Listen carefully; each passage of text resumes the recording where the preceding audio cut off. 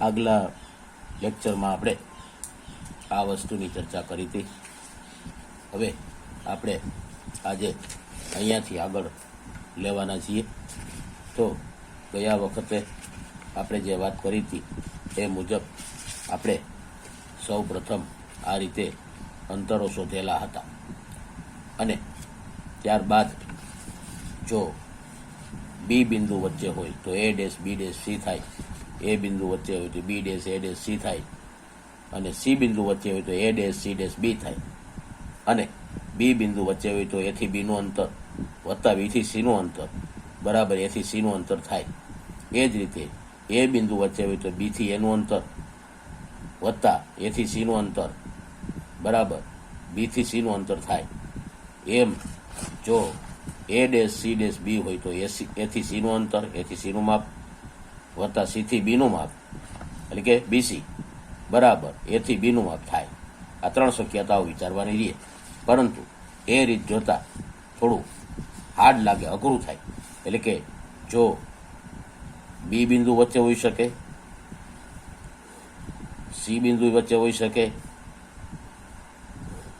એ બિંદુ વચ્ચે હોઈ શકે, બી અને સીની વચ્ચે. આ ત્રણ શક્યતાઓ છે જેની આપણે વાત કરી હતી.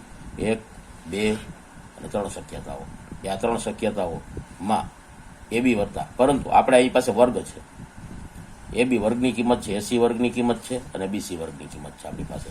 માટે આપણી પાસે વર્ગમૂળ, આમનું વર્ગમૂળ નીકળી શકે એમ નથી. તો આ મેથડ આપને ઉપયોગી ન થાય.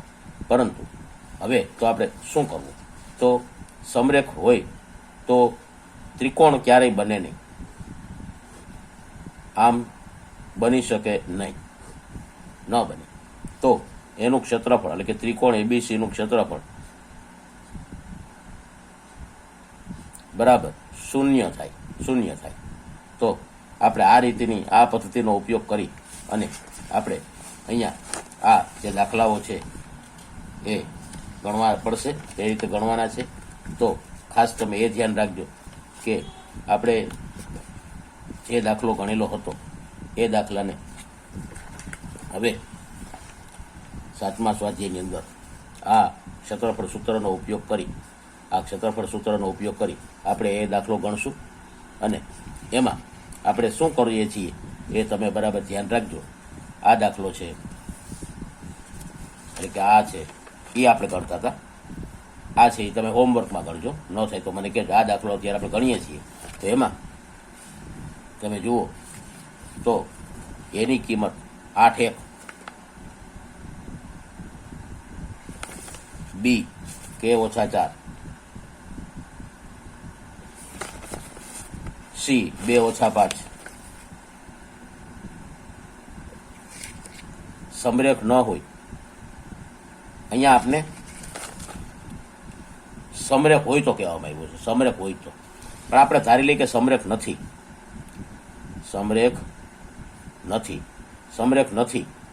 જો સમરેખ હોય તો ત્રિકોણ ન બને, પણ સમરેખ ન હોય તો ત્રિકોણ બનશે. અને ત્રિકોણનું ક્ષેત્રફળ શું થશે? ત્રિકોણ એબીસીનું ક્ષેત્રફળ શું થાય? શૂન્ય થશે. ત્રિકોણ બને જ નહીં. જો સમરેખ છે તો ત્રિકોણનું ક્ષેત્રફળ ત્રિકોણ આમાં બનશે જ નહીં. એ કોઈમાં ત્રિકોણ ન બને. આમ હોય તો કે આમ હોય તો ત્રિકોણ બને જ નહીં. ત્રિકોણનું ક્ષેત્રફળ શૂન્ય થાય. ત્રિકોણના ક્ષેત્રફળનું સૂત્રનો હવે આપણે ઉપયોગ કરવાનો છે. 1/2 x1 into y2 minus y1 એટલે કે -4 ઓછા 5, -4 ઓછા 5 પ્લસ x1 એવી રીતે x2 અને x2 કહીએ, x2 into y3 minus y1 ઓછા 5 ઓછા 1 plus x3 x1 x2 x3 એટલે 2 ઇન્ટુ x3 એટલે x1 y1 છે, y1 માઇનસ y2 એટલે કે 1 ઓછા 4, 1 ઓછા 4 કૌંસ પૂરો. ત્રિકોણનું ક્ષેત્રફળ, આ ત્રિકોણનું ક્ષેત્રફળ છે એબીસીનું ક્ષેત્રફળ અને બરાબર એની કિંમત શું થશે? 0. એટલે 0 બરાબર 1/2 8 ઓછા 4 ઓછે ઓછા એ વત્તા થઈ જશે. 5 માંથી 4 જાય તો 1 ઓછા 5 ને ઓછા 1 ઓછા 6.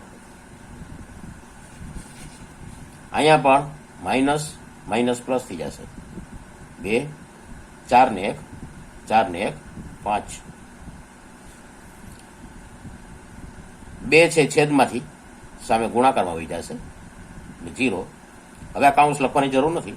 8 1 8 વત્તે ઓછે ઓછા 6k 5 દુ 10. તમે જુઓ છો 10 ને 8 18 થશે અને 0 અહીંયા નહીં લખતા સામે 0 લખી શકાય. 18 માઇનસ 6k બરાબર 0. તેથી ઓછા 6k પહેલી બાજુ જાય એટલે કે 18 બરાબર 6k અને તેથી 18 બરાબર 6k લખો કે 6k બરાબર 18 લખો, બે સરખું છે. અને 6 છે છેદમાં જશે અને 6 3 અને તેથી kની કિંમત શું મળશે? 3. તો આ રીતે આ દાખલો તમે તમારે ગણવાનો છે અને તમારે આવી રીતે સમરેખ કહેવામાં આવ્યું હોય કે સમરેખ છે તો આ રીતે ગણવાનો. સમરેખ ન હોય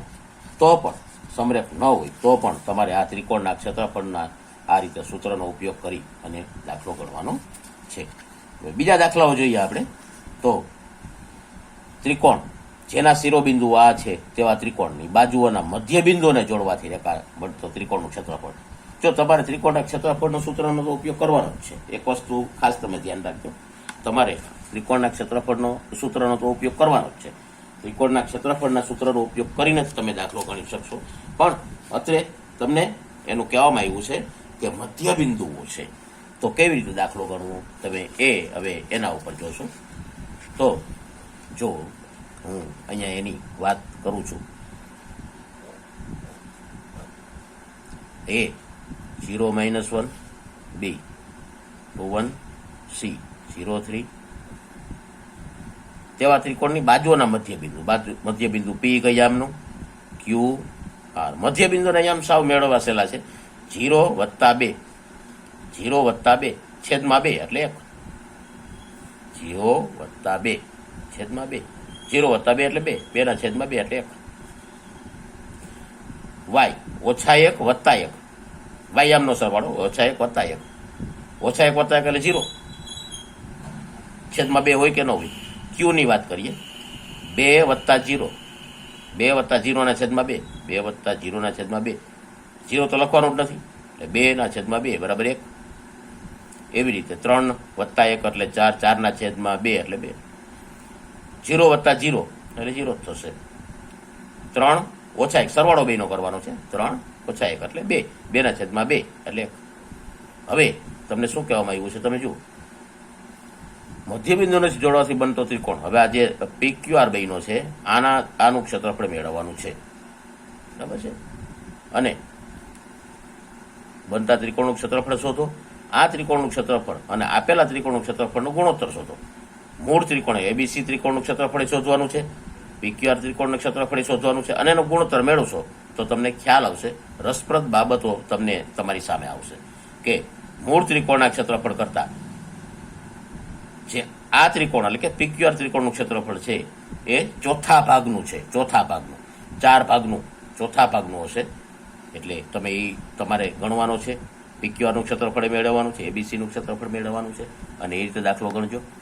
ચતુષ્કોણના શિરોબિંદુઓ આ છે તો તેનું ક્ષેત્રફળ શોધો. હવે જુઓ, હું તમને આકૃતિ દોરીને જ કહું છું, તમે ગણજો, તમારી જાતે જ ગણવાનો છે. ચતુષ્કોણ ગમે તે છે, એ કેવા પ્રકારનો ચતુષ્કોણ એ આપણે નથી કહેવા આવ્યું. -4 - 2 B -3 - 5 C 3 - 2 બુકની અંદર લખેલી છે જ રકમ હું લખું છું. અને D 2 3 D 2 3. હવે તમને કહેવામાં આવ્યું છે તેનું ક્ષેત્રફળ શોધો. તો ક્ષેત્રફળ શોધવા માટે મેં તમને વાત કરેલી છે એ રીતે ગમે એક વિકર્ણ લઈ લ્યો. BD વિકર્ણ લઈ લઈએ આપણે. BD વિકર્ણ આ રીતે. હવે આપણે શું કરવાનું છે? આપણે ત્રિકોણ એડીબી નું ક્ષેત્રફળ શોધી લઈએ. એમાં પણ 1/2 એ રીતે કરીને x1 y1 x2 y2 x3 y3 x1 ગુણ્યા આ x1 છે d 2 3 છે x1 y1 minus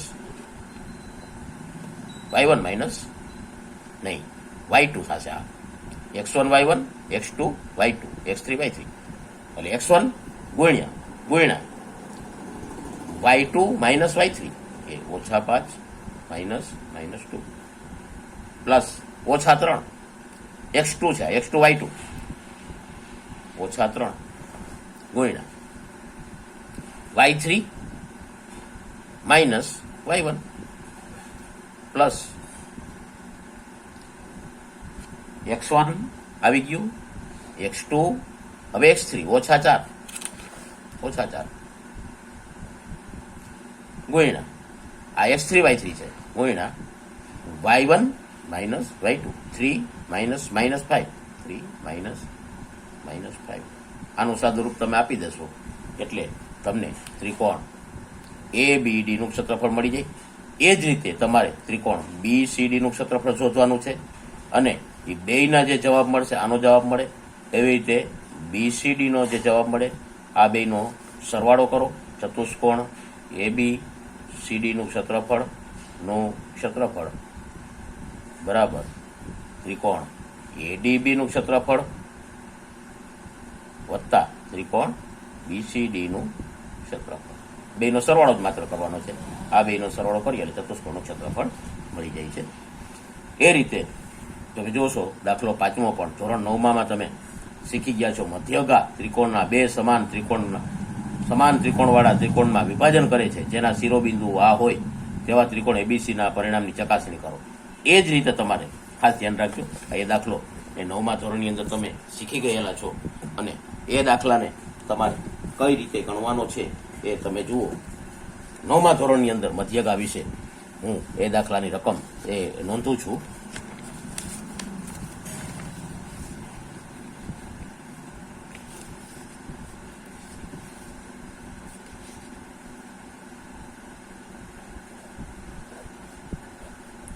A 4 - 6 B 3 - 2 અને C 5 2. ત્રિકોણની મધ્યગા ત્રિકોણની બે સમાન ત્રિકોણની મધ્યગા AD મધ્યગા દોરી દીધી. મધ્યગા અને D મધ્યબિંદુ છે તો મધ્યબિંદુના આમ શું થશે 3 + 5/2 3 + 5/2 -2 + 2 બેનો સરવાળો છેદમાં 2 મધ્યબિંદુના યામ. રેખાખંડ BC ના મધ્યબિંદુના યામ 3 + 5/2 -2 વાયામનું બેનો સરવાળો છેદમાં 2 5 ને 3 8 8ના છેદમાં 2 એટલે 4 -2 + 2 0 થઈ જશે. 0ના છેદમાં 2 એટલે 0. આ બિંદુના D ના યામ આવ્યા 4 0. હવે આપણે ત્રિકોણ ABC નું ક્ષેત્રફળ શોધવાનું છે.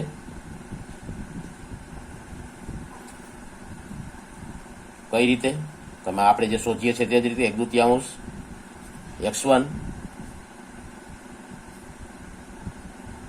y2 - y1 -2 -2 ખાસ ધ્યાન રાખજો -2 -2 પ્લસ x1 પછી એવી રીતે x2 into y3 - y1 2 -6 plus 5 x3 into y3 - y1 અથવા તો y1 - y2 અને x3 y3 કહીએ તો આ y1 x1 y1 x2 y2 ટૂંકમાં આની બાદ બાકી થશે 6 માંથી -2 બાદ.